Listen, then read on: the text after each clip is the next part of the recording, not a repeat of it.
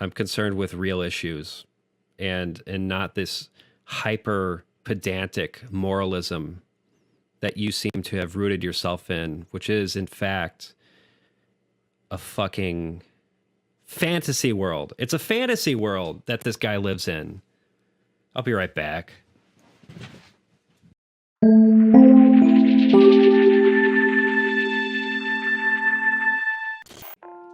So I have a little monologue that I want to give, and then I'm going to kind of open it up and do a sort of commentary / analysis on this 3-hour-long debate between Vaush and Destiny that took place earlier this month.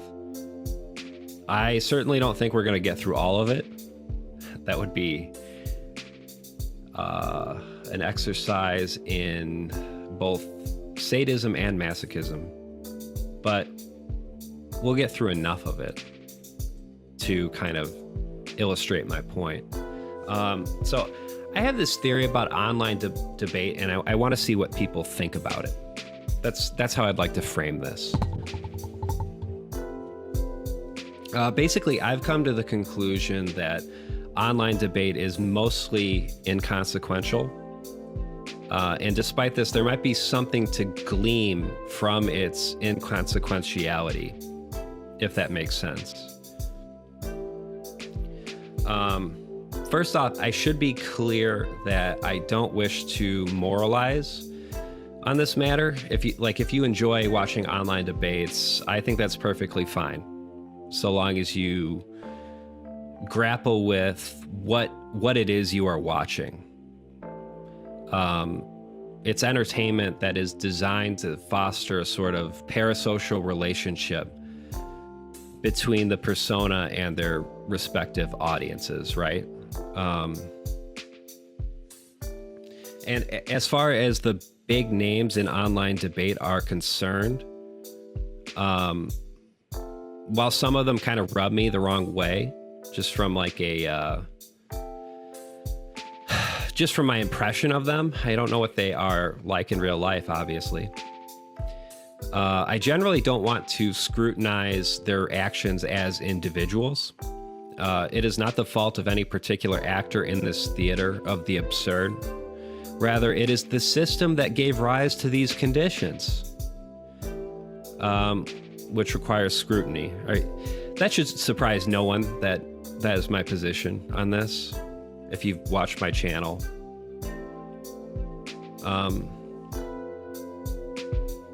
Over the course of the last few years, I've been developing the idea that online debate is something akin to professional wrestling, except, of course, I would say it's not as entertaining.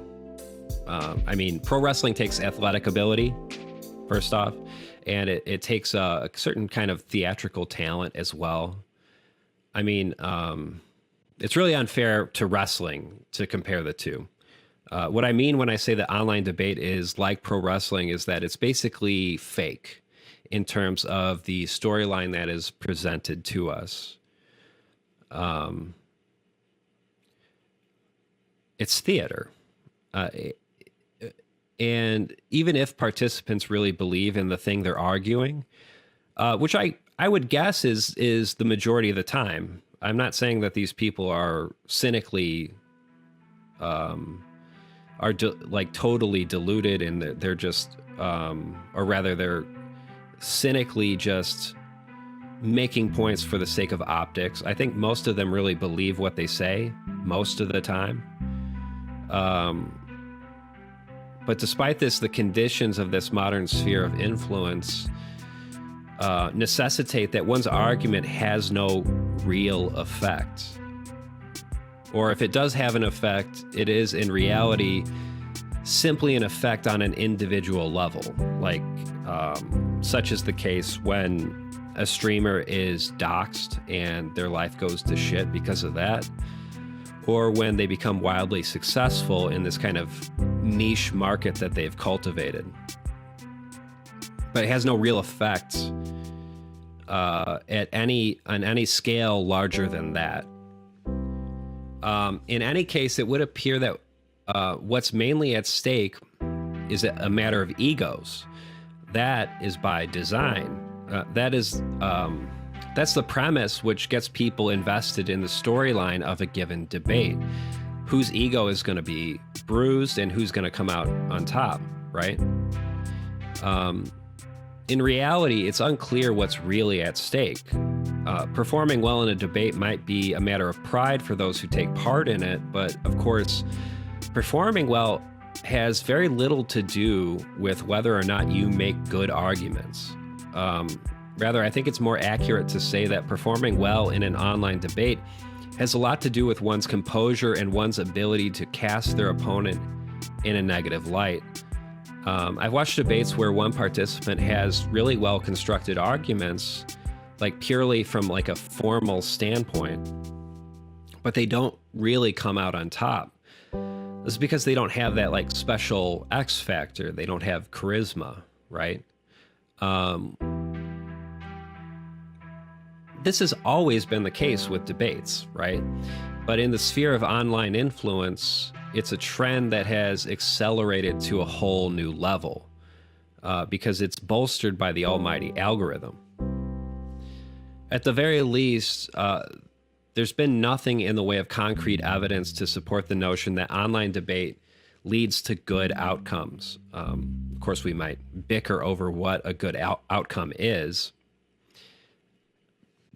But I would argue, at best, streamers can point to various messages they've received indicating they have indeed changed someone's mind about a particular issue. One would be correct to say this is anecdotal and not all that much useful for the purposes of establishing the merits of online debate as a whole. But let's assume it's true, right?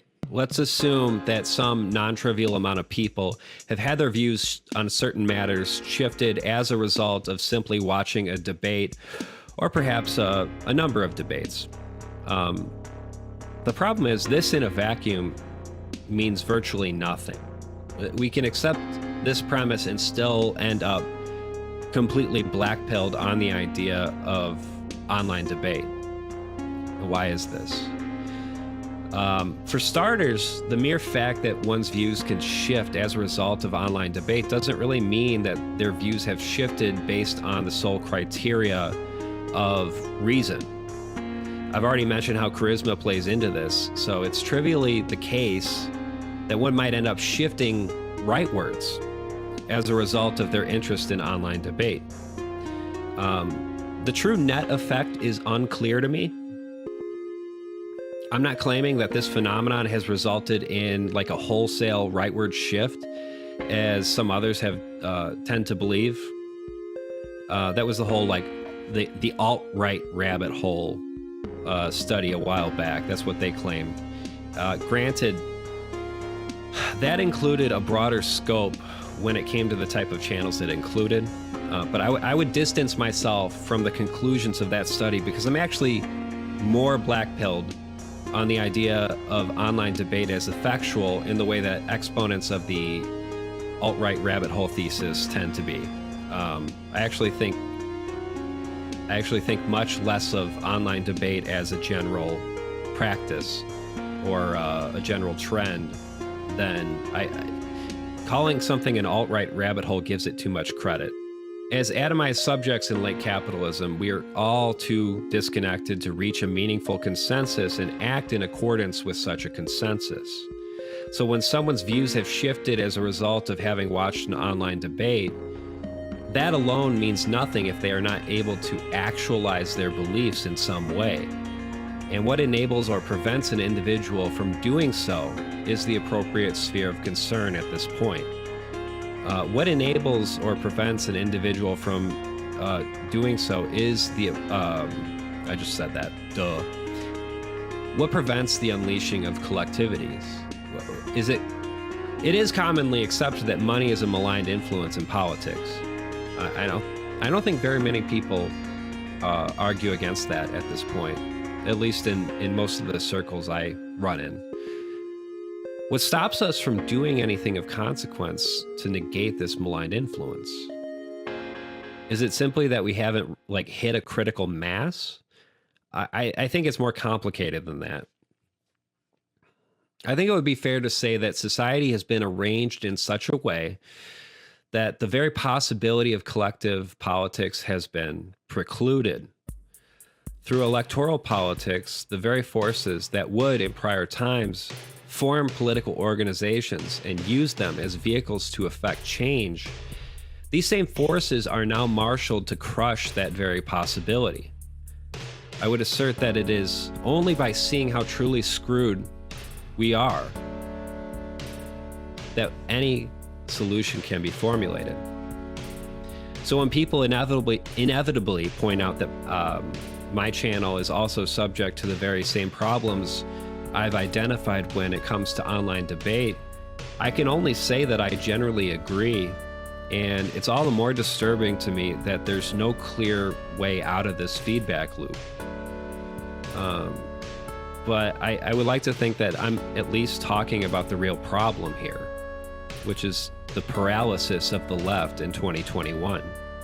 Now, contrast this line of thought with the topics discussed in the video we're going to watch, which is the debate between Destiny and Vaush. And think about what's really at stake in this debate. I said on Twitter the other day that the thing people need to understand about online debate is that Vaush and Destiny could literally reverse their positions and debate each other for 3 hours again.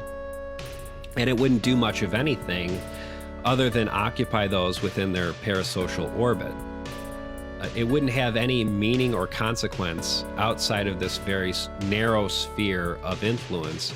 And even within that sphere, it would be like pissing in an ocean.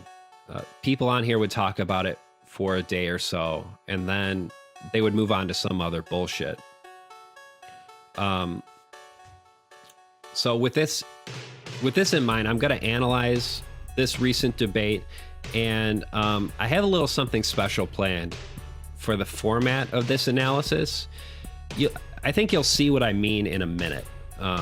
Now, despite whatever you think of these two individuals, I would urge a general attitude of scientific disinterest in this debate. Or perhaps it would be better to say, let's try and study this phenomenon in anthropological terms. I'm not going to be rooting for either figure in particular. I'm just going to try to understand what a debate like this might say about class society in 2021, if that makes sense. So, yeah, that's my little spiel. And what I'm going to do here is this debate is 3.5 hours long. And as I said before, I don't think we're going to get through all of it. I don't even think we're going to get through a majority of it. That's not really the goal here. But I just want to kind of give a bit of a sampling, if that makes sense. And I will be using my footnotes. And another thing I think would be interesting to try to do here, at various points over the course of this debate, I'm going to read bits and pieces from Society of the Spectacle by Guy Debord. And I think it works pretty well for this format because Society of the Spectacle is like a series of aphorisms. So I think the juxtaposition might be kind of interesting. When you hear what Vaush and Destiny are talking about, and then you get this other perspective, which is the Marxist perspective. But not just the Marxist perspective. Guy Debord was he was from the situationist school. So we'll see how this goes. Yeah. Right. And even Vaush admits this was 3 hours of pain and suffering. So Vaush tends to think this debate didn't go well. So make of that what you will. Let me know how the sound is.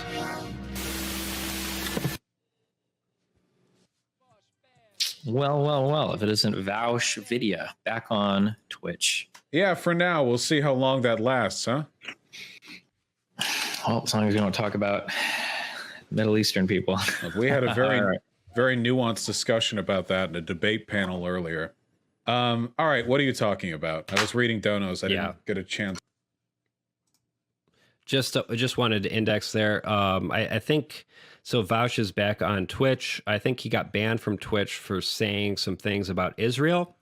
Feel free to correct me in the chat if I'm wrong, but I think that's basically what happened. And now he's back on Twitch and having a discussion with his old. Would it be fair to say it's his old mentor, Destiny? I know Vaush was highly influenced by Destiny. So at the very least, we can say that. I keep hitting the space button and it's not. It's to catch up on the context of this discussion. Well, I don't know. I only made it like 2 fucking minutes into your, I don't even think I made it that far. You got really mad that I said that people should probably like spend money on things that are important to them. If they want to like make a change, they should like actually do something. And it feels a little bit creepy when like all of these lefties.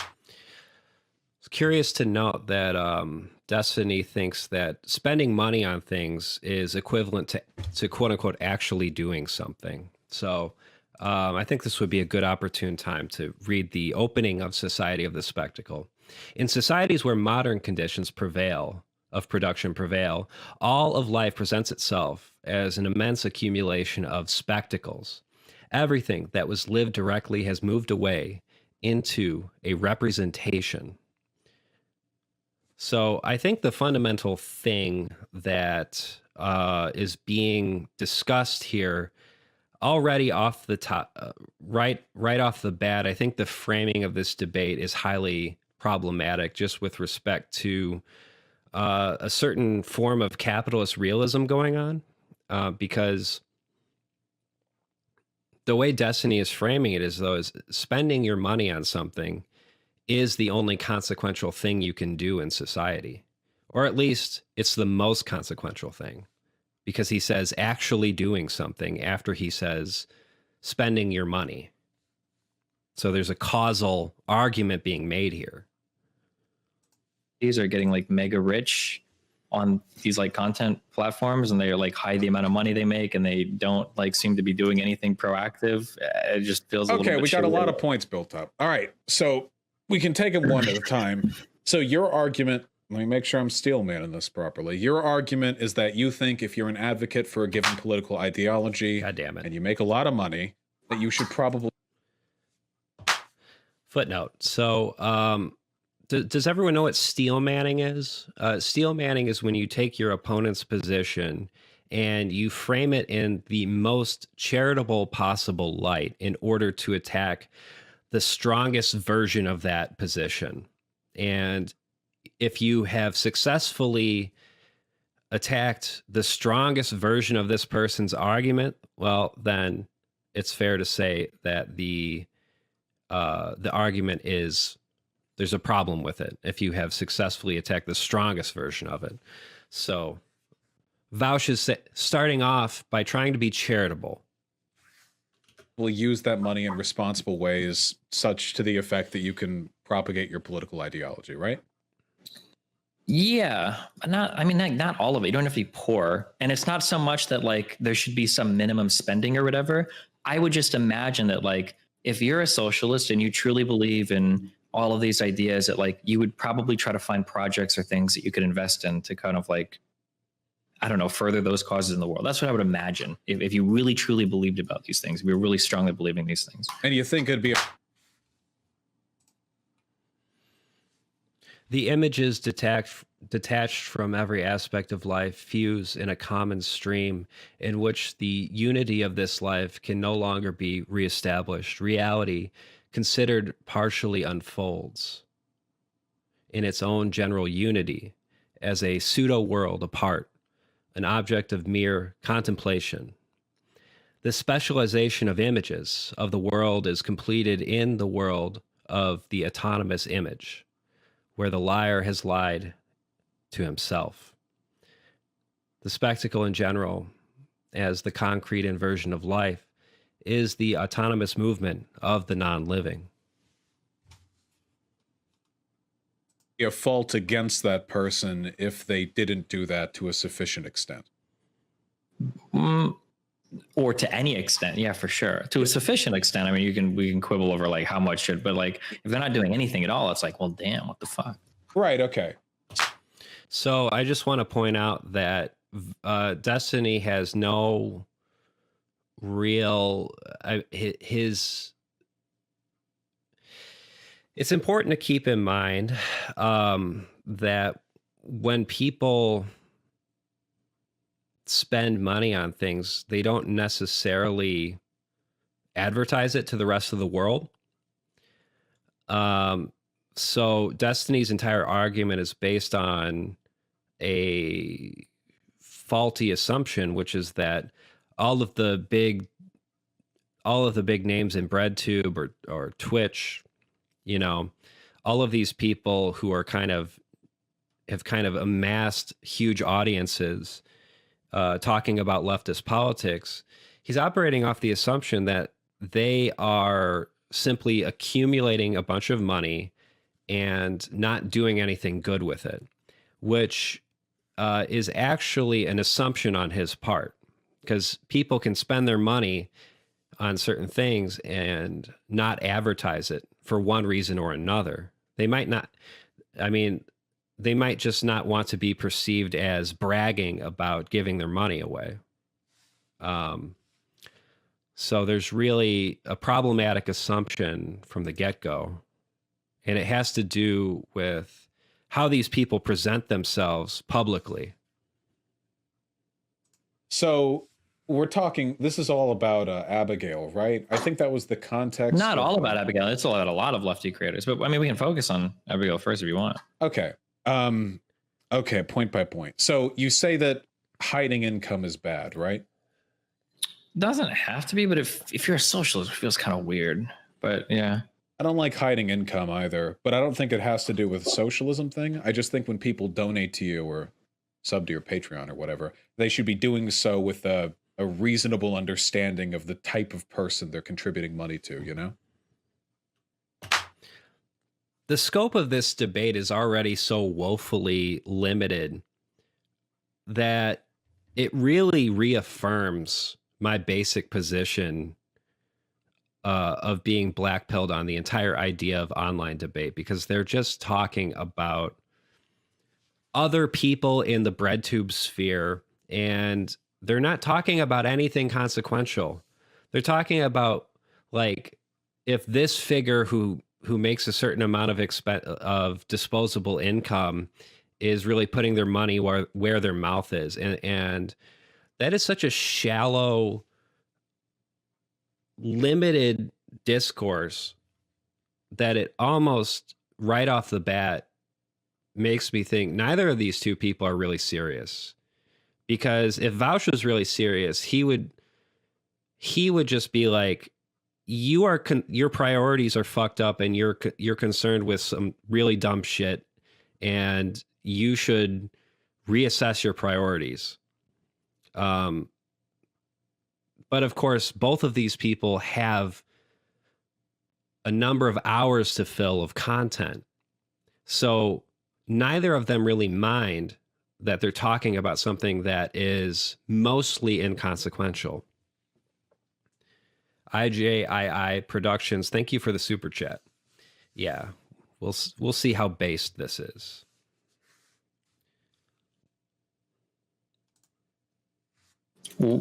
What type of person? Oh, like income wise, so it's interesting to me because, like, I'll see a lot of lefties will make arguments on it's okay. It's funny to me because I'll see a lot of people will make arguments saying things like wages should all be public. The reason why wages are hidden is because your employer is trying to take advantage of you. Mm-hmm. And on one end, that's kind of true. However, there are legitimate reasons why some Destiny doesn't know what the fuck he's talking about, and this is something that constantly plagues me every time I watch his content, is that he takes certain things that are meant to apply to a certain situation, and he sort of broadly says, oh, okay, if we're doing this as a general rule, then because the whole like having your wages public thing is, as far as being a socialist or even just being like interested in the labor movement, you of course know that keeping your wages secret, if you work for hourly wages, keeping your keeping the amount you're paid secret only benefits your employer, right?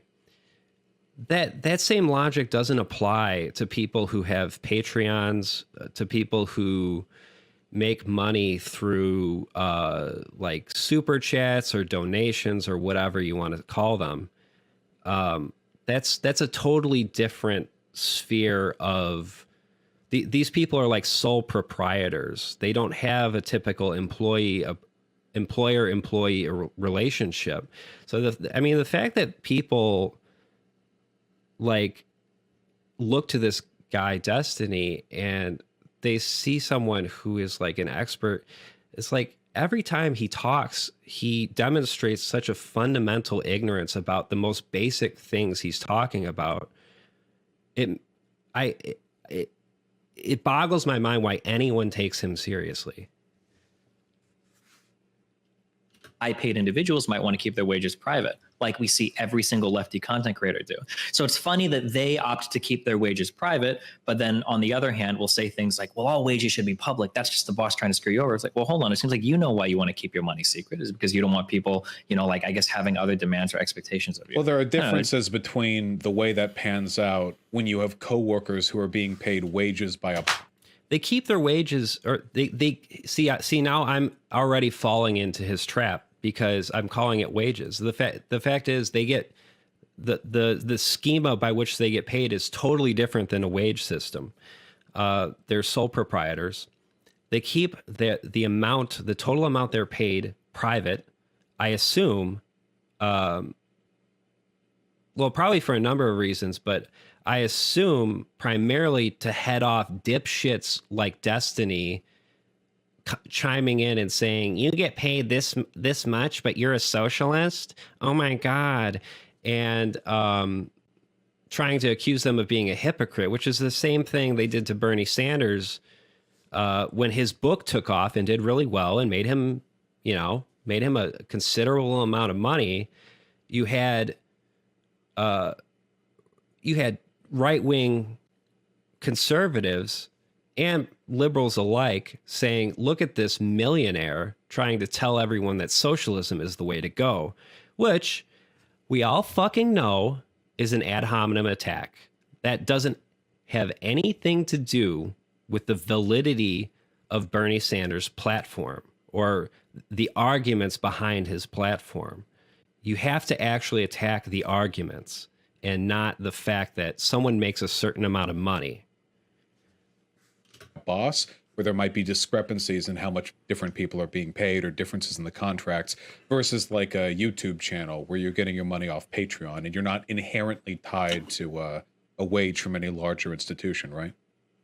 Yeah, but is it really, is the difference there meaningful? Because yes, it is. And if you don't understand that, you need to go back to Economics 101. The spectacle presents itself simultaneously as all of society, as part of society, and as instrument of unification. As a part of society, it is specifically the sector which concentrates all gazing and all consciousness due to the very fact that this sector is separate. It is the common ground of the deceived gaze and of false consciousness. And the unification it achieves is nothing but an official language of generalized separation. See, this is good. It was a good idea for me to read these aphorisms because it calms me down.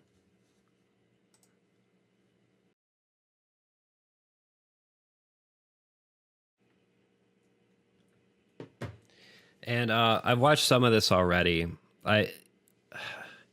We're about 4 minutes in, and I think the my basic concern at this point is Vaush is already ceding too much ground by simply discussing the matter in these terms, by simply accepting the terms that Destiny presents to him and trying to sort of quibble about the details instead of simply saying your fundamental approach to this conversation is fucked and you need to go back to like economics 101. It seems to me that the reason why we get upset about different wages being paid to different workers is because we feel like, well, hold on, all of you guys are doing similar work. This is bullshit. Why is one of you getting paid so much more than the other? But when it comes to content creation, it seems like, well, hold on, I'm getting paid more than you because I'm more popular than you. Even if that's it, like what Destiny is saying doesn't even make any sense right now. There's a whole disparate range of people who do different things, fundamentally different types of labor, and the manner in which money is the medium through which people are paid. So that's what makes everything an abstraction at that level. But, you know, digging a ditch is different from writing a book, is different from doing like janitorial work, is different from, these things are all fundamentally totally different activities, which have been commodified by capitalism. And that is what makes them similar. So the idea that even two people who have Patreon, they might be doing two totally different things in terms of their labor. But capitalism, capitalism does is it creates a medium through which these people are paid and sort of makes labor abstract in that sense. So people, when you look at income discrepancies, the idea that people who do similar work who should be paid similarly, that really isn't the problem. The problem is that capitalism creates such inequity that it eventually is going to lead to its own undoing. So it's socialism or barbarism at that point. So you have a choice between figuring out a different way to rearrange society that is not based on accumulation of commodities or the value form, or you can descend into barbarism, which is what we're seeing right now. if you are doing the same work or even less work. So it seems like, if anything, that should be an even stronger cause for like being public with like, hey, this is how much money I make. Well, I think it should be public in both cases, but for different reasons. I do think that sometimes different people doing the same work get paid different amounts, and that making wages public would make it easier for workers to collectively organize. But I also think the reason why you should expose your income if you're a Patreon person is so you can't play up a narrative that you're some basement dwelling, like you're saving up to, you sold your kidney and you're saving up to buy the stitches and you can't afford X and Y when you make $20,000 a month. I think that's exploitative. Very often people will, they'll it's not preying on your audience, but they'll. So footnote, this basically confirms my concern, which is that Vaush is accepting the terms of this debate and centering these kind of the scrutiny here is on individuals who make too much on Patreon, as though that's the fundamental problem with society. And of course it isn't. Now, income discrepancies, that is to say, if you have someone on Patreon who's making six figures, and they're presenting themselves as someone who doesn't make that much, that person's kind of an asshole, if you ask me. But they're also, like, that activity is not the fundamental problem that drives inequality writ large. It's one individual being an asshole, and having a 3-hour-long conversation about that is pretty tedious. But it does serve to demonstrate just how limited the horizons of possibility are when it comes to online debate. Manufacture a narrative where they need the money more than they do. I'm Sure, rich. it's like girls that are saying like, "Oh, I'm so single and lonely," and blah blah blah, and they like try to get guys to donate to them or some shit, and then they have like a husband or whatever. It's Yeah, like, yeah, okay, yeah. well, it's like a little Who cares? exploitative. I'm rich, you're rich, Hassan's really fucking rich. If people are going to donate to any of us, I think they should do so understanding that, I mean, they're not putting a sandwich in our mouths or anything. They should do it because they like the content. Yeah. Well, I don't disagree on that. But about Okay. this spending money for socialist causes thing. Yeah. Like what? Well, I could brainstorm some things if you want, but I mean, like, I'm not a socialist, so I haven't thought about it much. Okay. Well, do you have any? Because, I mean, you say putting money towards some kind of project to advocate your political ideology. It'd be easy Sure. to make the hypocrite argument with anybody else, but you've actually put a lot of money down for your canvassing. Well, no, even if I hadn't put any money down, though, I could get away with it because I don't make it like my like mode of economic production is not like a moral argument. I don't like ascribe morality to.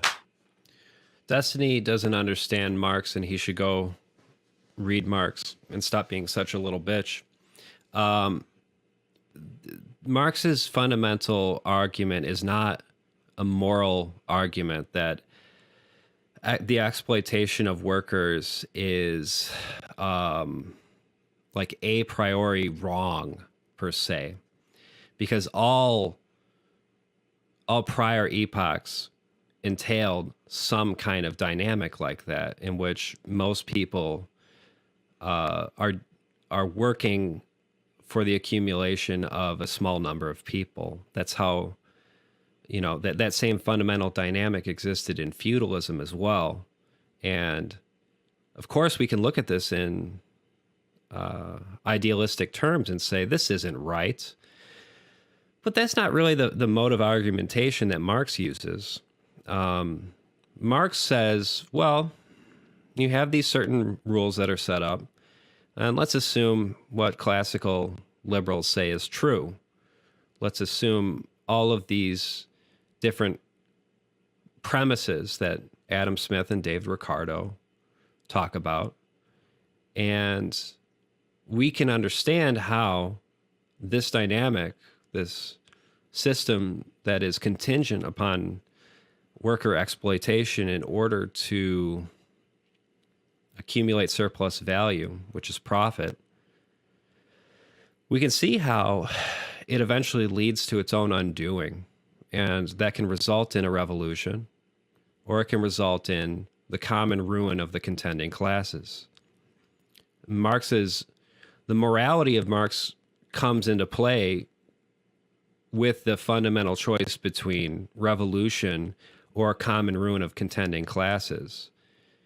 If those are your two logical outcomes here, I think any sane person would choose revolution, which is to say the working class overthrowing the capitalist class and creating a system that is not contingent upon their exploitation, as opposed to what Marx calls the common ruin of the contending classes, which is just a fucking disaster, which will create so much unnecessary death that it is the least desired outcome you can possibly want,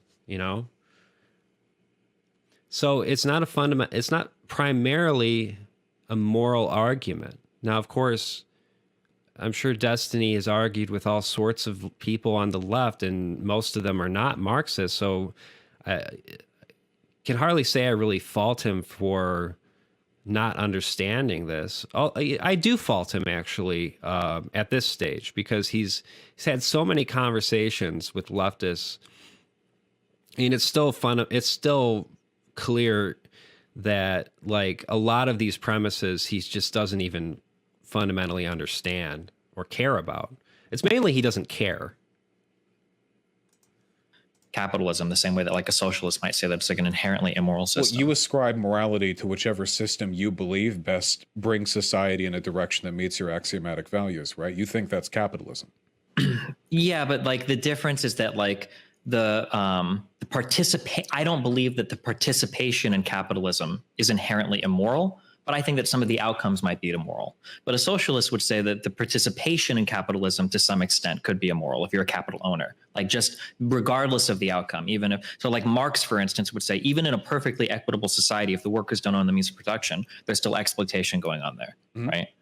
So like, so I think that like if you are like if you have like very strong values related to like economic arguments, it just feels like you should do something to do that. Yeah.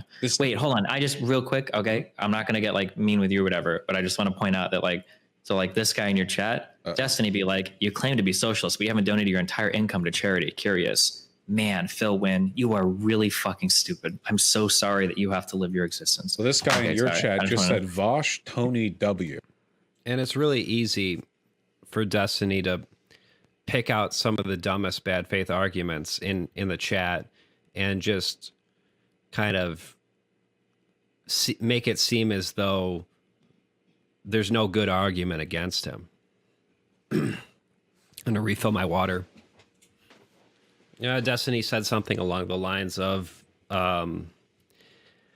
he said something along the lines of if Marx...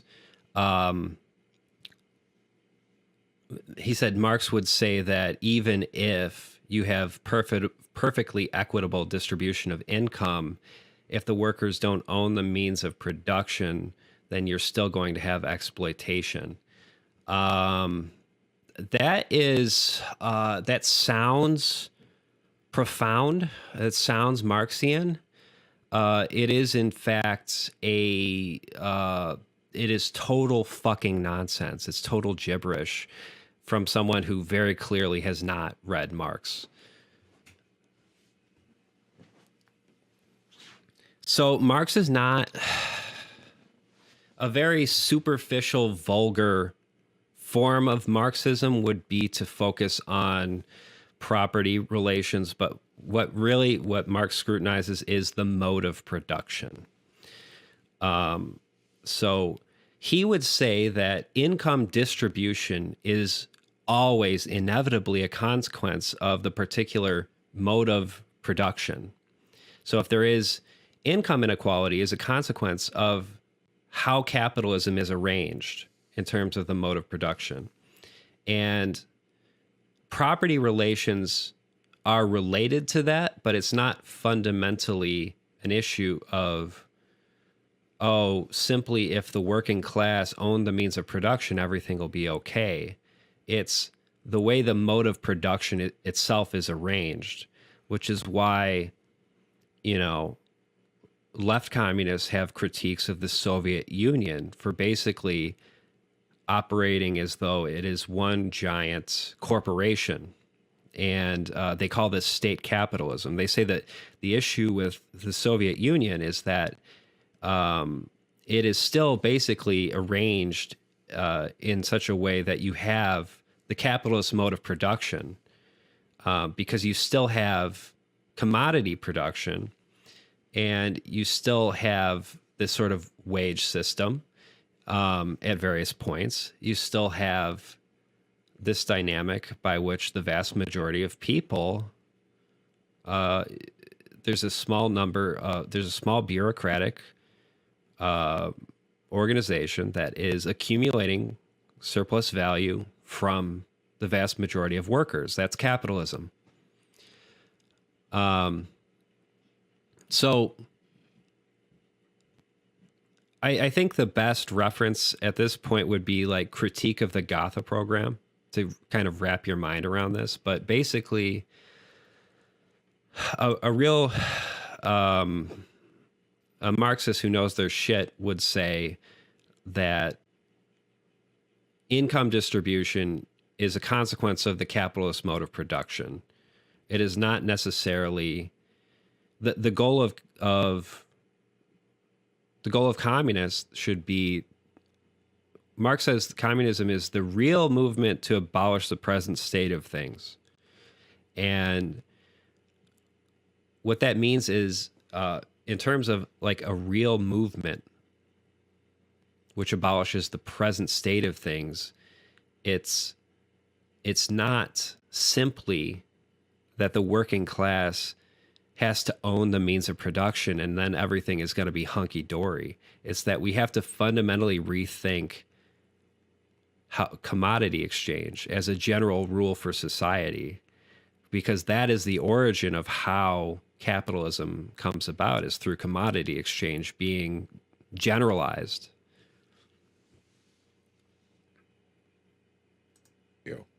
You want to answer for that? What's wrong with Tony W? Oh, I don't like the look he's giving me. I'm not going to lie. Here's something that I think would be really interesting. Okay. And now keep in mind, I'm not a socialist, so I don't think about this a lot. Okay. But like, this is just off the top of my head. That's obvious. So I think you can franchise a McDonald's for like $1 million or whatever. I think it's about $1 million. I think you can franchise McDonald's. What if you got a bunch of lefties together? You get a loan, a joint loan, and you franchise McDonald's, and like the payout structure and like the ruling of that McDonald's was like a co-op. That would be sick as fuck. And it would be a McDonald's. So it's like the symbol of fucking capitalism. It's like, imagine successfully running a McDonald's as like a co-op with a bunch of money, and you got like managers and workers and all this shit that are all. The spectacle is not a collection of images, but a social relation among people mediated by images. The spectacle cannot be understood as an abuse of the world of vision, as a product of the techniques of mass dissemination of images. It is rather a Weltanschauung. Need to work on my German here. It is rather a Weltanschauung, which has become actual, materially translated. It is a world vision which has become objectified. Like have like democratic decisions and work like that would be like one example of like that would be a sick ass experiment. That would be really cool. Yeah, I can't deny that. I think I need to run back to this participation in capitalism thing. This is already destroying my brain.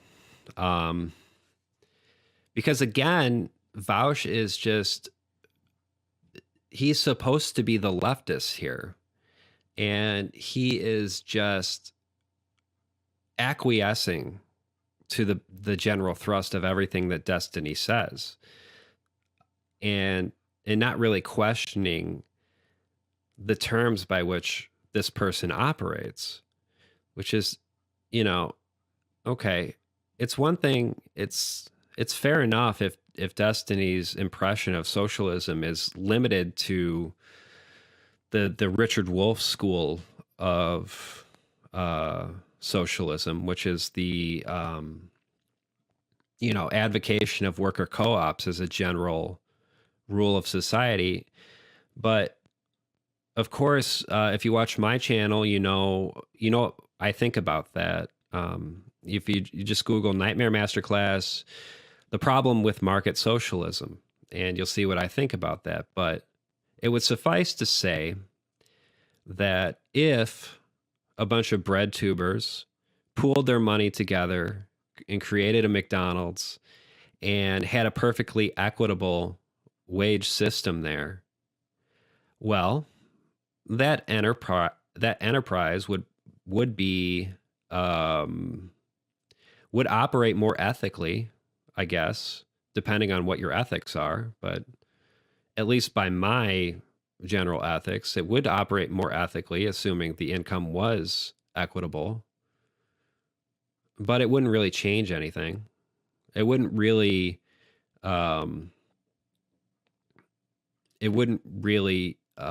overcome the challenge of capitalism, because you're still going to have all these pressures within that co-op, which drive wages down. You might have countervailing tendencies, which is, people within the franchise wanting to make as much money as possible. But when you have to compete with other businesses, it's going to be a race to the bottom. It's going to be the lowest common denominator wins out. So other companies will outcompete them, and that's why worker co-ops are not a viable solution to the problem of capitalism. I don't Sure. know. I can't speak for other people's values. There are a lot of dumb fuck lefties. I don't know how much they get misinterpreted, but for me personally, I don't think there's anything wrong with an individual maximizing their outcomes within an unethical system like capitalism, especially if they're a socialist, because it increases the likelihood that they'll be able to achieve political and economic power. I would love it if we had socialists who were go-getter business majors. So when the day comes or something, we have people in legitimate positions of power as opposed to a bunch of college students and commune. You understand that, like, with that mentality, you could never criticize Bezos again, though, right? Well, I don't criticize Bezos. I tend to criticize. Really? Oh, okay, hold on. It's entirely possible that I've misspoken. Who cares? Who cares whether you like? These guys argue about the dumbest shit. Genuinely. Destiny's trying to trap Vaush in some kind of gotcha moment where he's like, "Oh, if you really think that it's ethical to operate as a socialist by maximizing your, maximizing to the greatest possible degree your whatever resources you have, then you can't really criticize Bezos because he's doing the same thing."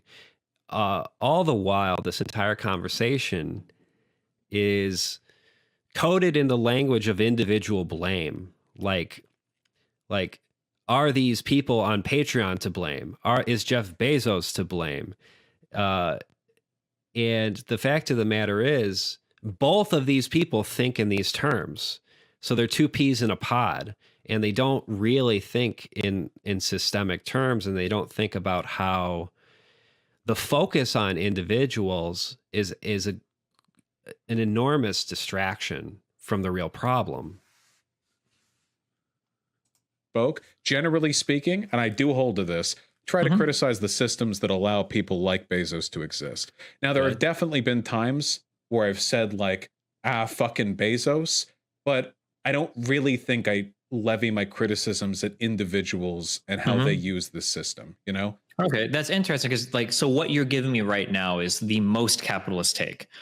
So people, actually, Devin Nash made this argument to me a long time ago, which was funny. But basically, the idea is that if you want to do good things, you should live as the most brutal, ruthless capitalist in the world, so that you can amass as much money as possible, and then using that money, you leverage it for good causes. So, for example, people like Bill Gates or people like Jeff Bezos. I think Bezos is starting like a.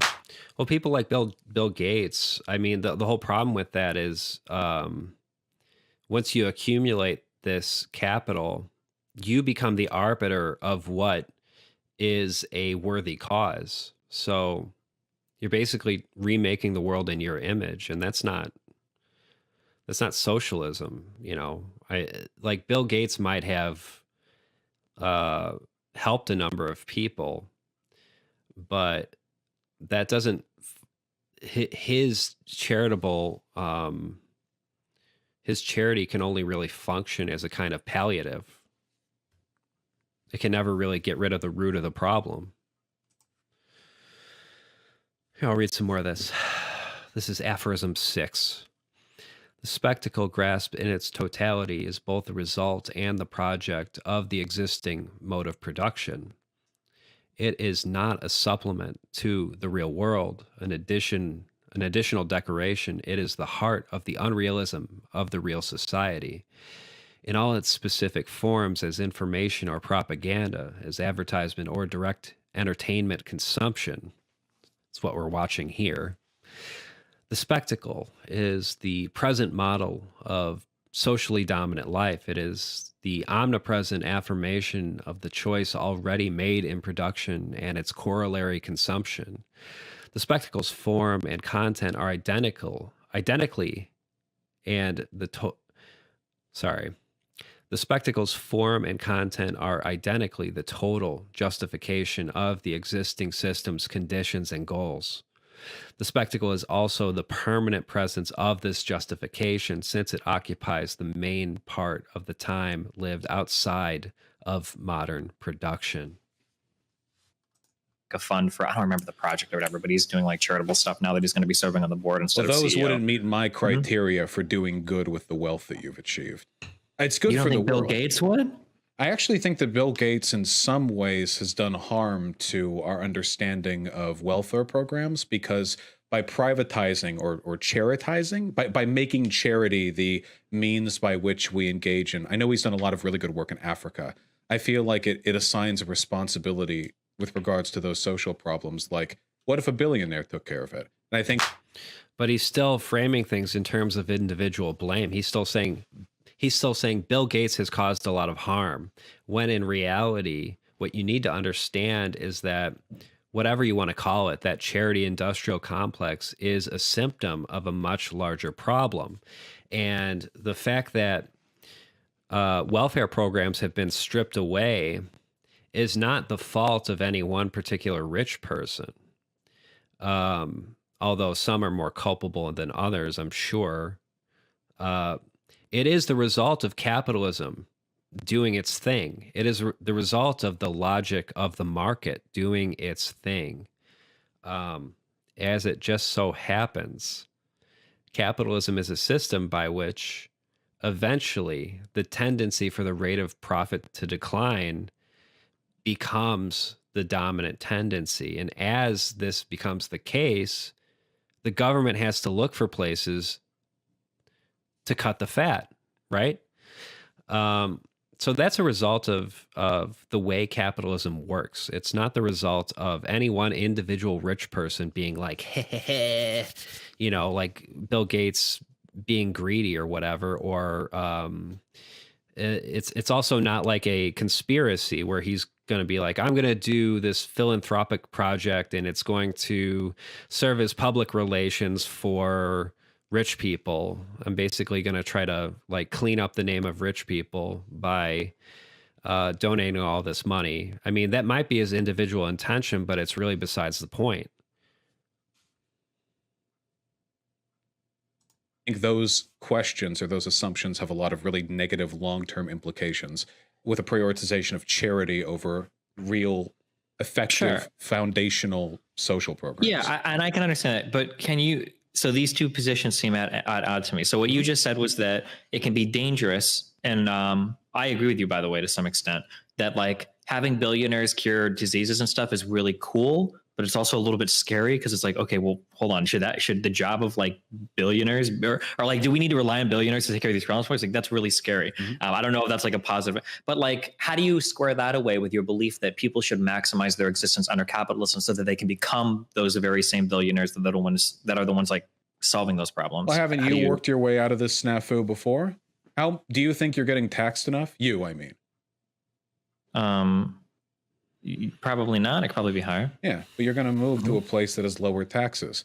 I think you push for institutional change while trying to maximize whatever benefits you can accrue within a system, even if you think that system is unjust. Now, I could be assigned. So footnote.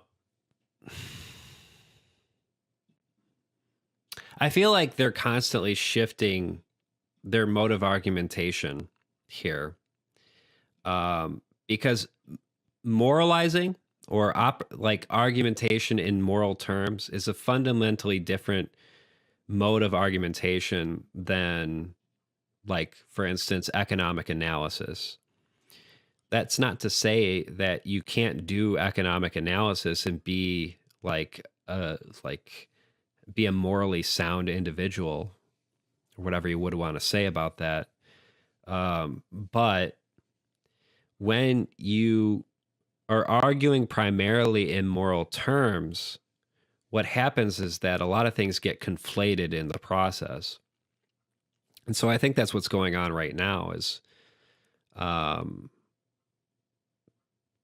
basically Destiny has given Vaush the task of trying to articulate how one would operate ethically in a system that is contingent upon something that, well, most socialists would consider unethical, which is the exploitation of workers, right? While it is the case that Marx doesn't approach this problem in fundamentally moral terms, it is nonetheless the case that most people who are on the left see this as the fundamental problem. That and hyper exploitation, I think, should be our primary concern. But yeah, trying to figure out how to operate ethically in a system that is genuinely contingent upon worker exploitation is kind of you're putting the cart before the horse.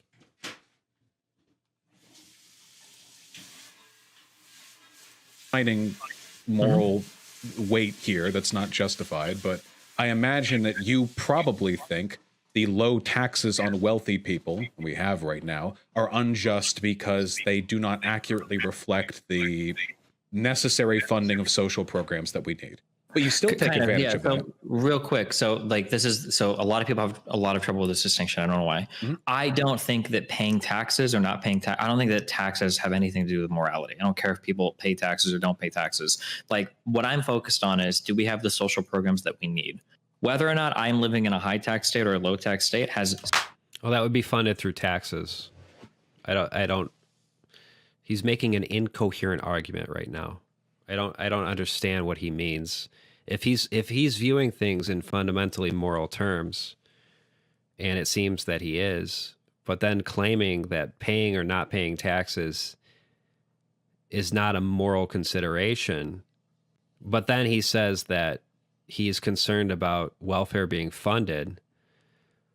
Is there some other means other than taxation to fund these programs? I don't think so. Not when it comes to welfare. Zero bearing on whether or not any of those social programs exist, and I don't make an inherent judgment on the morality of paying high taxes versus paying medium taxes. So I can do whatever I want, and I don't think I run into any hypocritical problems there. But the problem is, a socialist inherently makes moral statements related to capitalism. So I think the bar is by inherent. I mean, so do you think it's less moral for a civilization for a country to not have the wealth necessary to pay out good social programs? Like, is there any moral that would be difference? bad. Yeah, that would be bad. Then wouldn't that be you making a moral statement about a society having unjustly low taxes? Because you wouldn't be able to accrue but you're individual, but whether or not you individually pay high or low taxes has no bearing on that, right? You're looking at the outcome. You're looking at like the entirety of a system, right? Your individual contribution. I completely agree. Yeah. And likewise, I think that if a socialist makes a decent amount. If you want to parse things in this super pedantic way that Destiny approaches all discourse, yeah, if you are somehow doing tax evasion, or you are not paying what would typically be considered your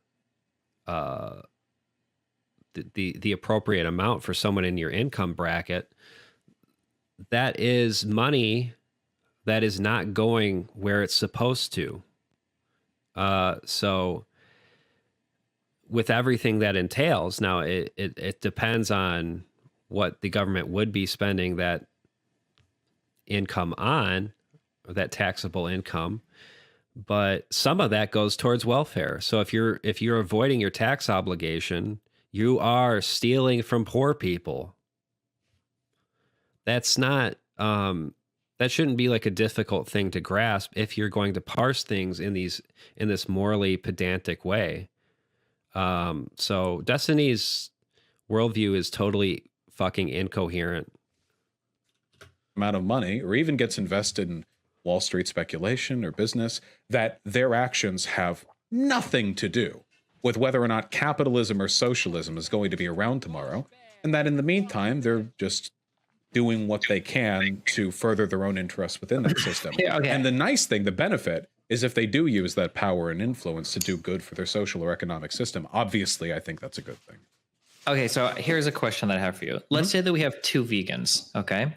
Let's say that one guy is a vegan because he believes that it will bring about very positive changes in the environment, And let's say that another guy is vegan because he thinks that like consuming like dead and tortured and murdered animals is like just ethically wrong, period. I'm sorry, wait. Could you repeat the first one? Yeah. First guy is vegan for environmental reasons. And the second guy is vegan because he thinks it's totally horribly wrong to murder sentient beings and then to consume their corpses, right?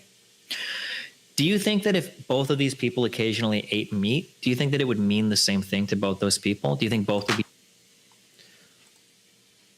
Separation is itself part of the unity of the world, of the global social praxis, split up into reality and image. The social practice which the autonomous spectacle confronts is also the real totality which contains the spectacle. But the split within this totality mutilates it to the point of making it the spectacle appear as its goal. The language of the spectacle consists of signs of the ruling production, which at the same time are the ultimate goal of this production. Be equally hypocritical? That's a pretty tough question to answer. I I think imagine it's a super simple question to answer. well, I'd have to put myself in their headspaces. I imagine that both of them would feel hypocritical to some extent, but it would probably be worse for the latter, wouldn't it?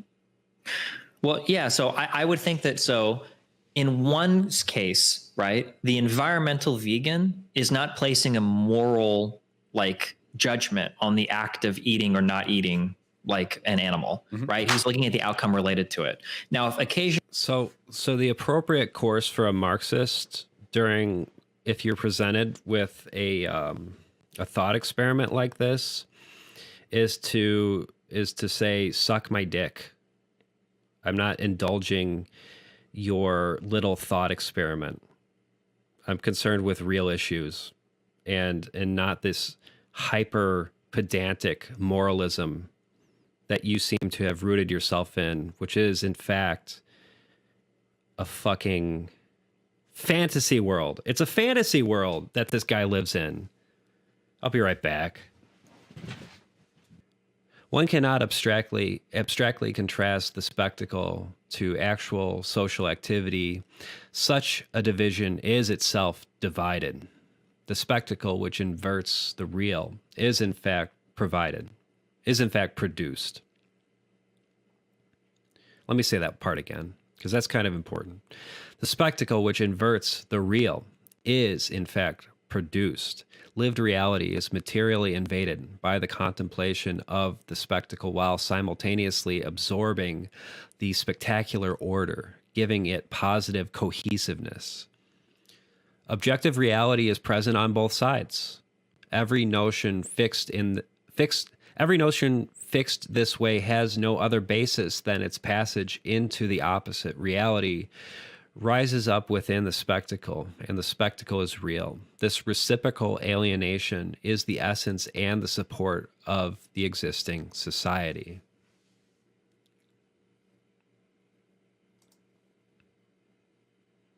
he eats meat, he's not really doing much to affect a different outcome, right? If he eats meat every now and then, he's not making a substantial difference in the environment. So he could do it. I don't know if he's really hypocritical. If he is vegan most of the time, that's cool. But like if he's trying to advocate for the change that we're bringing about, the environmental change that he's looking for, him eating meat every now and then isn't really a big deal. But if the other guy is ethically vegan because he's opposed to the consumption of animals because he thinks that's murder, well, now him eating meat ever is really fucked up. That's really wrong. Like, well, hold on. You're directly engaging in something that is just ethically not permissible.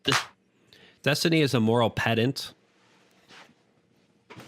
He's more concerned about whether or not individuals act in accordance with their own moral systems and act consistently within their own moral systems than he is with good outcomes for the vast majority of people. Let's argue that, someone in this little, let's argue that the majority of people in this little thought experiment thought it was moral to just wantonly murder people. And that's what their moral system said. Destiny would say it's immoral to act in accordance with their own principles, and that they are in fact hypocrites by not wantonly murdering people. But of course, a sane individual, a sane interlocutor would say, it's actually good that they're hypocrites. If that's what they really think and they're not doing it, that's good because it's bad to murder people. This is really bad. So I think that the two of these people, but I'm a have a similar... consequentialist. So wouldn't the Right. Wouldn't both of those points ultimately boil down, if both of them were consequentialists, wouldn't both of those ultimately boil down to, when I eat meat, it contributes harm to the world?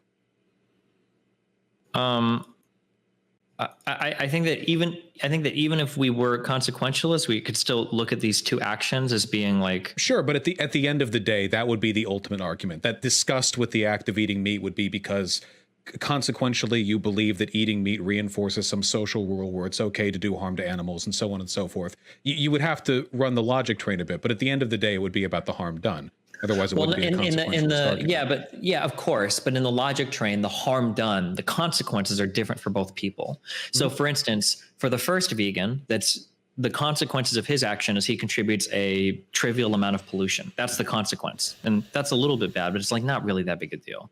But for the second guy, the consequence is like he's directly partaken in like consuming part of an animal. And that consequence just right then and there is horrible. The consequences of both actions are significantly different because where they put like the moral weight of what they're doing, right? But I don't feel... The consequences are different for each individual, but the real consequences exist outside of this realm of subjectivity. This is why I say that Destiny is Nietzsche's last man, because he is a hyper individualist and he can't think outside the scope. It's really like it's almost like a form of solipsism that he entertains, and it becomes reified to such an extent where he cares, like I said, he cares more about individuals acting in accordance with their own moral principles or their own system than he does with actual real consequences. Because in reality, the consequences for these two individuals doing the same action is the same. They just put different weight, like he says, they put different moral weight on different implications or whatever.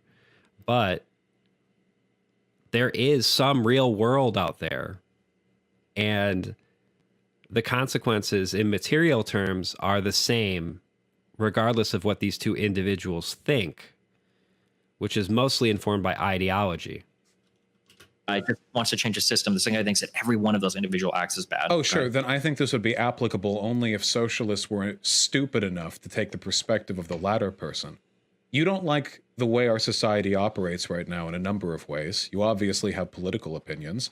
I feel the same way. Our endpoints are different. But at the end of the day, my belief that our society is unethical because it's not socialist, and your belief that our society, you wouldn't say is unethical. I believe that society could be improved with the implementation of certain policies, as do you. And while I believe the current system is flawed, I don't think that the act of flourishing within the system is necessarily a moral crime. Now, I want to be clear, though, because there are like different scales of this. If you get up to being like a mega billionaire, there are ways in which your presence and your wealth... And so Vaush has now fallen into his trap and is doing special pleading in the case of, oh, well, if you reach a certain income bracket, that is not, there's nothing morally wrong with that. But once you reach a certain point, that's when it becomes really bad. And that's, again, you have allowed yourself to reach these conclusions by means of this individualistic moral conception of the way you approach analyzing situations. And that's the bigger problem. The bigger problem is that this whole conversation is rooted in an extremely vulgar form of like moral individualism. This is aphorism 9. In a world which really is topsy-turvy, the only true is a moment of the false. Aphorism 10. The concept of spectacle unifies and explains a great diversity of apparent phenomena. The diversity and the contrasts are appearances of a socially organized appearance, the general truth of which must itself be recognized. Considered in its own terms, the spectacle is affirmation of appearance and affirmation of all human life, namely social life, as mere appearance. But the critique which reaches the truth of the spectacle exposes it as the visible negation of life, as a negation of life which has become visible.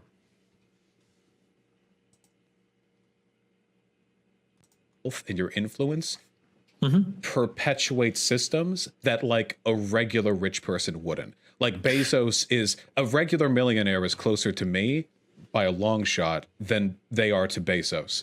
So there's a scale difference there. And if you're up to like Warren Buffett size, I think I could hear arguments about like, okay, well, at this point, you're so much a part of the institution that maybe you are systemically perpetuating the existence of capitalism.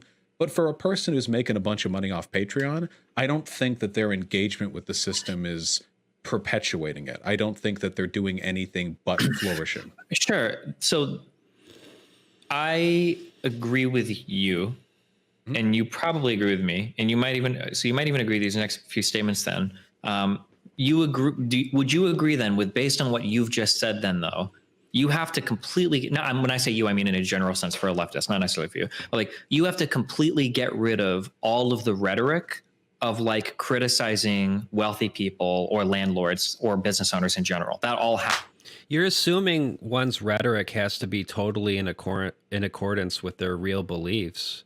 And you're assuming that there are no actors who assume the position that the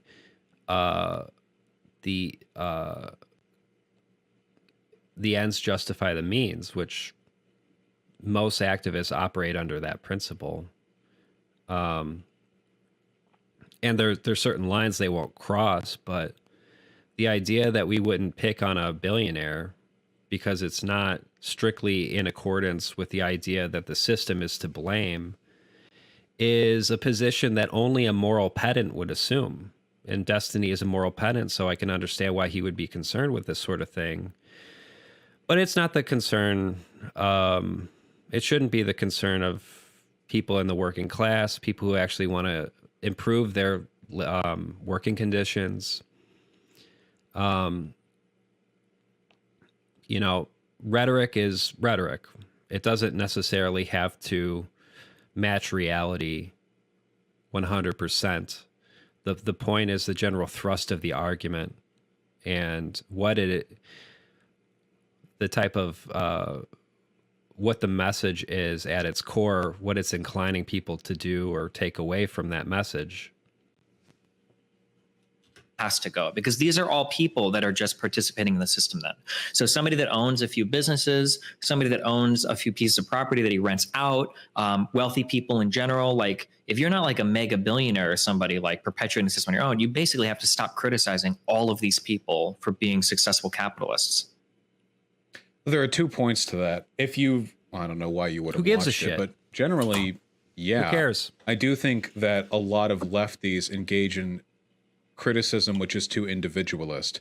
I think that there are rhetorical benefits to phrases like ACAB. When it gets people to thinking, oh, cops are bad people, it pulls them away from the institutional criticism. I've talked about landlords before. I despise the commodification of land and housing, but most landlords, I could be wrong in this, I'm pretty sure most landlords are just regular folk. It's not like megacorps or anything. Yeah. A lot of those people make less money than I know my landlord makes less money than I do. And then with businesses likewise. So I think, what did Michael Brooks say? You should be kind to people and hard on institutions. I think that's a really, really good way of going about these things. And to the extent that Michael Brooks has informed Vaush's politics, I would say that is a good influence, but that is not the impression I get from Vaush generally when I watch these debates, is that he is critiquing he's being harsh on systems and kind towards individuals. If anything, I think he sort of schizophrenically like oscillates between various modes of argumentation and doesn't really have a cohesive approach towards. He doesn't really have a cohesive philosophy. That being said, there is a rhetorical benefit to aggressive and hyperbolic criticism of people in those institutions if it gets people sufficiently angry, a la ACAB. The goal then would be to get people angry while trying to direct their criticisms in a responsible way. Do you think that okay. I'm not trying to like make you bite Wait, the did that bullet and sound everything. weasel? No, you're not being weasel. I'm just not sure how consistent. Yeah, so Vouch should let the silence speak for itself in this case. He shouldn't say, "Did that sound weaselly?" and already start backtracking. He should let Destiny grapple with something resembling a coherent argument, as opposed to what Destiny is bringing to the table. This rhetoric is because the rhetoric that you're giving me right now is like pretty far removed from what most leftists say publicly. Now, you're not most leftists, and I say this a lot. I don't think that you necessarily give the same takes, but like I feel like I'm kind of repeating myself. I'm not trying to like trap you or whatever, but like, because this is like very far removed from normal lefty dialogue. You've basically completely removed your ability to ever be critical of 99% of the participants of capitalism. But it feels like Removed your ability? No, you haven't. No one has removed their ability to do that. You're assuming that rhetoric, again, you're pedantically assuming that rhetoric has to reflect one's core positions as opposed to simply serving some kind of propagandistic function, which is basically what rhetoric is. Now, it would be a problem if the rhetoric is leading people in the wrong direction. And that really must be determined on a case-by-case basis. They're trying to speak in such like broad terms that it really, like the direction this conversation is going in, it seems pointless to me. Like most leftists want to be able to say that like a business owner or a landlord is being necessarily exploitative in like a morally wrong sense. Well, they are. Sure, a landlord is being exploitative, but the system that we live in requires the existence of landlords. If a person decided to not be a landlord out of conscientious objection, somebody else would be a landlord. And we need landlords to rent property as the system exists right now. So even if the role is an exploitative one, it's a one that one must necessarily take. Same with cops, you know? And I say this to people, they'll donate and they'll say, I want to be a cop, but then I became a lefty. To describe the spectacle, its formation, its functions, and the forces which tend to dissolve it, one must artificially distinguish certain inseparable elements. When analyzing the spectacle, one speaks to some extent the language of the spectacular itself, in the sense that one moves through the methodological terrain of the very society which expresses itself in the spectacle. But the spectacle is nothing other than the sense of the total practice of a social economic formation, its use of time. It is the historical movement in which we are all caught. Should I become a cop? And my answer has always been, yeah, go for it. We need lefty cops. And if you say no, some dipshit meathead who flunked out of high school is going to take that job instead. So I don't know. I don't know about that. I would argue that the institutional forces, which the pressures on the individual who becomes a cop, will result in that person inevitably acquiescing to the general attitudes of whatever their department holds, And these pressures are going to result in them doing some things that they would, if they are on the left, it's going to result in some things, them doing things that they would consider to be hurtful to the working class, or wrong, or just fucked up. And so I would never encourage anyone to become a police officer for that reason, because the institution can't be reformed from within. The existence of police is a result of the state requiring some mechanism of class enforcement. Like, who do you think gets called when a wild strike happens? Like a wildcat strike. It's police officers. Who do you think? Police officers exist to protect private property.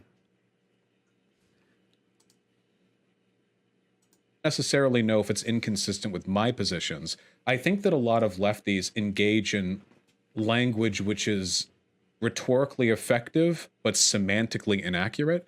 But if you actually talk with them for a bit, you can get them to flesh out some of the nuances to these positions, Okay, well, by the way, fine. No. as an addendum, there probably have been times that I've railed against cops or landlords or very wealthy people in a way which comes off as essentialist. It's generally language that I try to avoid. Essentialist is an interesting word to use in this context.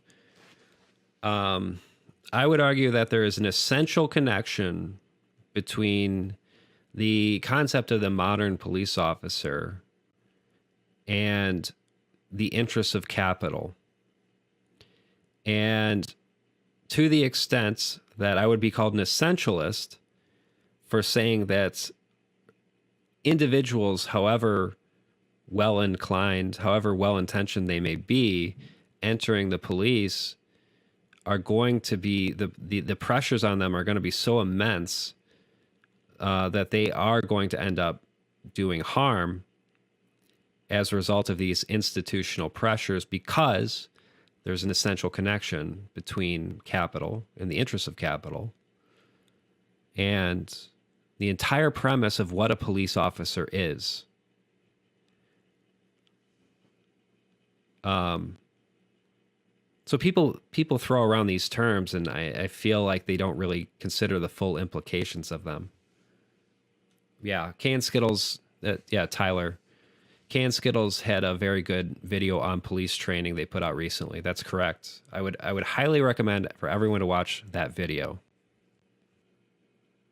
But like on a principle level, I do think that the institution should be what you criticize. You don't think that there are ways that you can exist in that institution as like a better person rather than like you should just be like the most cutthroat, try hard? Sure, but it would be like pissing in an ocean. Sweat guy that is like trying to exploit that system to the maximum.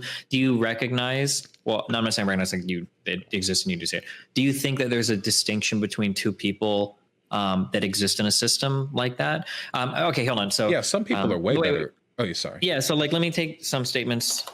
So something that you said earlier was that you ought to maximize your existence in capitalism to better yourself, so you can do more later with your money or something, right? That was like a statement that you agree with, right? I think it's nice when people do that. If they don't want to do that, that's fine. But I think it's good when people do that. Yeah.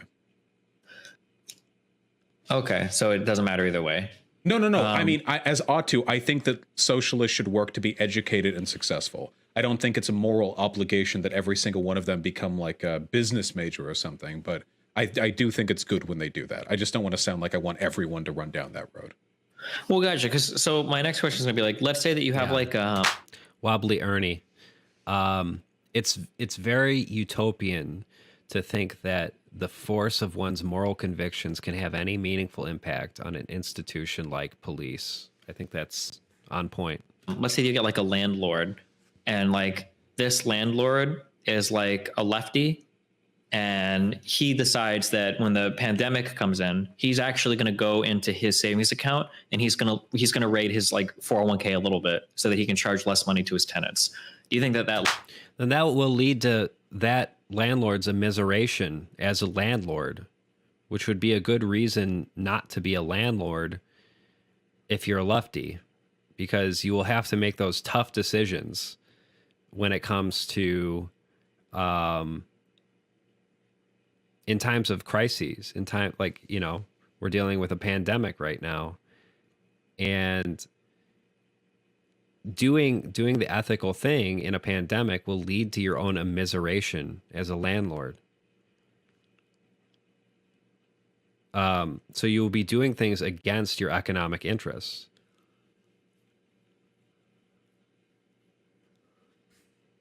a landlord is just being an idiot? Should he be maximizing his means under capitalism rather than wasting some of his personal money? No, not at all. I think it's good when people try to act exceptional within the purview of those systems. I would never disagree with that. No, and I have a lot of respect for those. But if the landlord acts in accordance with their principles, it will lead to their immiseration, is the point. So that's a problem not with the individual, that's a problem with the system. If acting ethically in a system, if everyone acts ethically in the system and it results in their immiseration, then that is a problem with the system. That's not a problem with the individuals. People, right? I mean, there's a pretty big difference between, I know landlords who were kind or kinder than they needed to be to their tenants. And I think that's very admirable. I think that if we get too hard on essentialist criticisms, then we preclude the possibility of those people doing good within their means. Okay, so like that's kind of the thing that I'm looking at. Mm-hmm. So a lot of people will try to counteract every single time I bring up anything about a socialist maybe spending some money to further themselves. That comic always comes out where it's like, well, you live in a society yet you participate in it, or you criticize society yet you live in it. Haha, like, I've got you, right? But it's like, it feels like some people have the means to be a little bit more productive towards their ideological ends, even in a capitalist system. And it surprises me not to see people do that. Like, the fundamental flaw in Destiny's assumption is that the sphere of consumption, i.e., where you spend your money, is the primary sphere, the primary means through which people are going to enact positive change. And I think I'm pretty black-pilled on that idea. I mean, I don't know about other people, but are we still really entertaining these childish notions? Like, this is the mentality of a 12-year-old, it seems to me. Like, I'll get up here and I'll shout and scream about how important I think some things are. And I'd like to believe that, like, if you ever meet me in real life, you look at what I do in real life, like, well, I'm trying to live that message out as much as possible. It's not, I don't turn off the stream and then drop the messaging. But it feels like for a lot of socialists, it's like, okay, well, you guys are generating so much fucking money now. Where is it all going? There's got to be some project or something. It feels like you would, I keep saying you, but I don't mean you personally, but it feels like a person in mind? Be worth it. Sure. So like Sean and Jen, like that guy makes a decent amount of money, or Abigail, Philosophy Tube, she makes a decent amount of money. H Bomber guy, I think, makes a decent amount of money. I'm sure there are more channels. I don't know them all, but like those are like three. Oh, Hassan obviously on Twitch makes it. I don't even know if I consider him like a politics person. Mike, does Destiny have any fucking clue how these people spend their money outside of what is publicly announced? You understand how shallow this guy is? How incredibly, like, just shallow and one-dimensional. I mean, I'm not like gonna sit here and reflexively defend BreadTube, but when it comes to this mode of critique, I do have to say it is infantile. This Destiny has the mentality of a child. I don't know I can't think of a nice way to put that. like the idea that these bread tubers are going to pool their money together and do some kind of world changing project or whatever, even if it's just like he said at the beginning, doing some kind of franchise and making the income equitable would be pissing in the wind. And to focus your scrutiny on these individual bread tubers is like, it's deranged.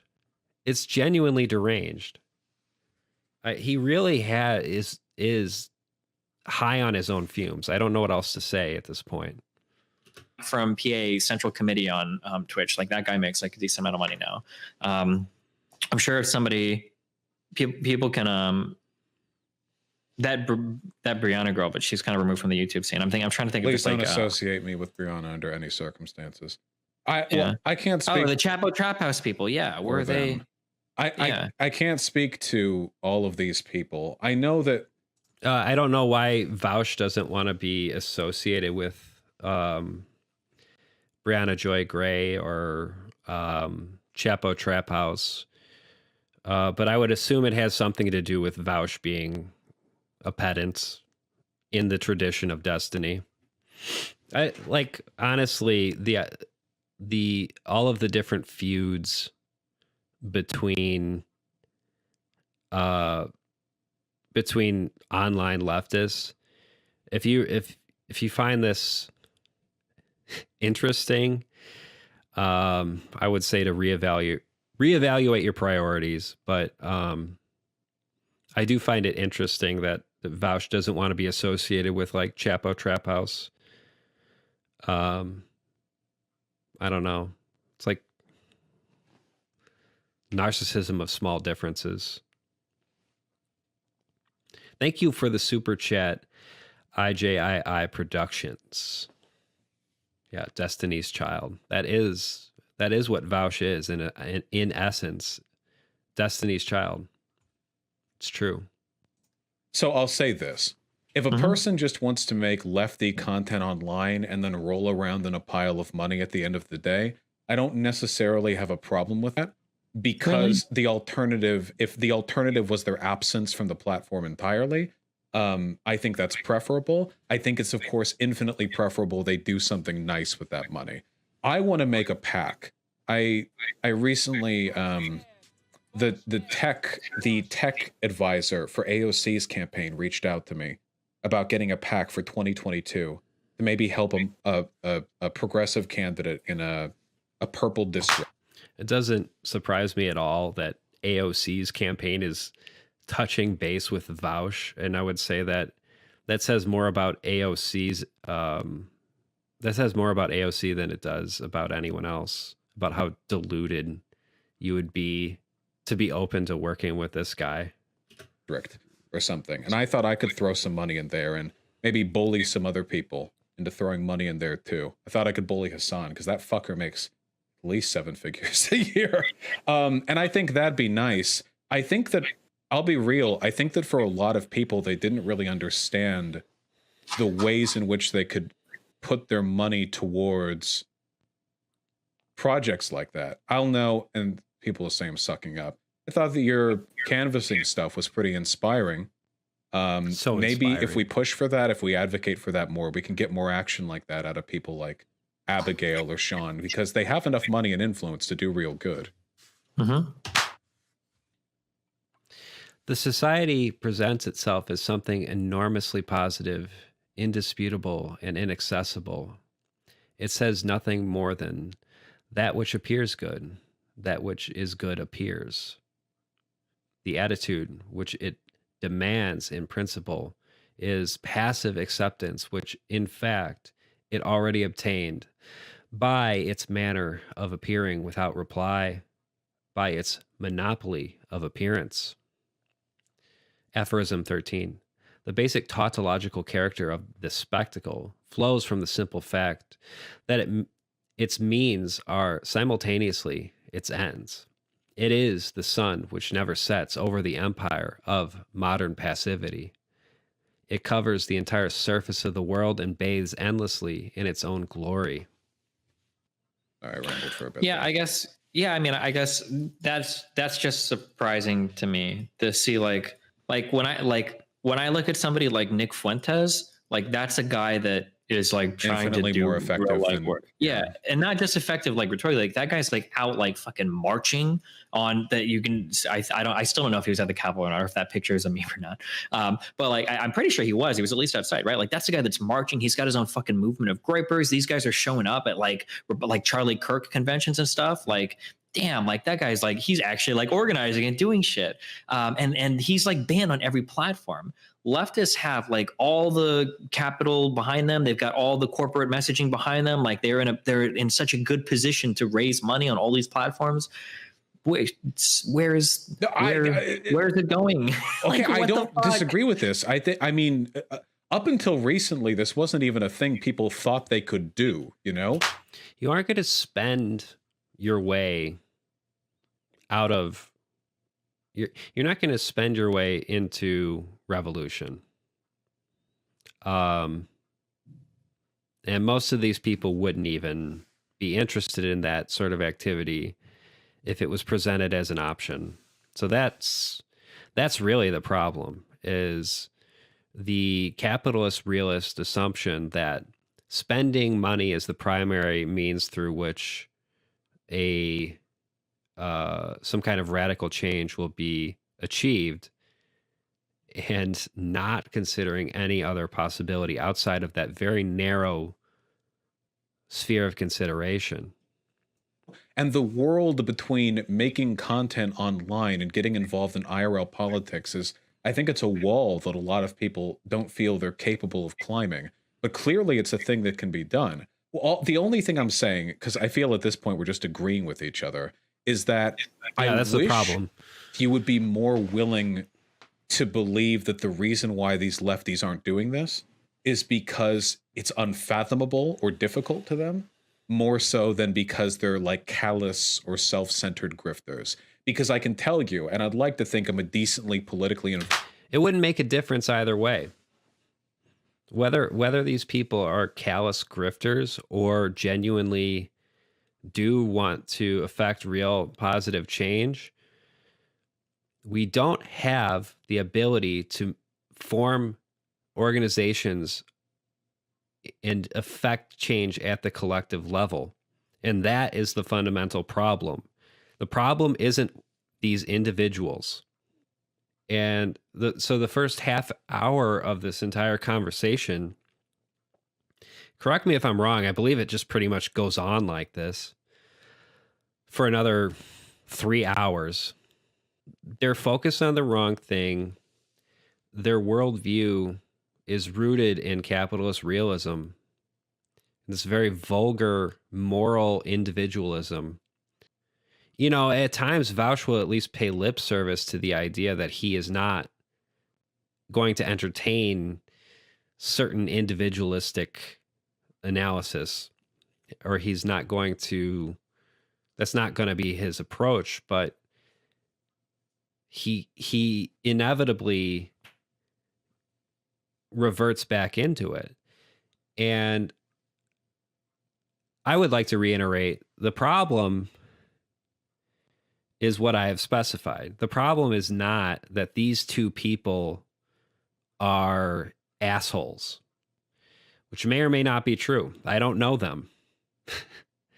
I can only judge them based off of this very one-dimensional, superficial way in which they are presented to me through the medium of YouTube. I don't know them as people. And I'm not really concerned with I'm not really concerned with judging them as individuals, even though I at times sort of lapse into this thinking as well, and people need to keep me in check. But my whole point with this commentary was not to say like, hey, look at these two assholes. That wasn't my point. my point is to really try and index the utter superficiality with which online debate has sort of the medium has sort of propagated this very one-dimensional, superficial discourse. And as anything other than a product of entertainment, it's not really worth our time. That's what I've sort of the point I'm trying to get across. And that's not to the, as I said at the beginning of my little talk, I'm not like, I don't want to moralize. I don't want to wag my finger at you and say, if you enjoy online debate, you're a silly person. I think if you find this stuff entertaining, that's fine.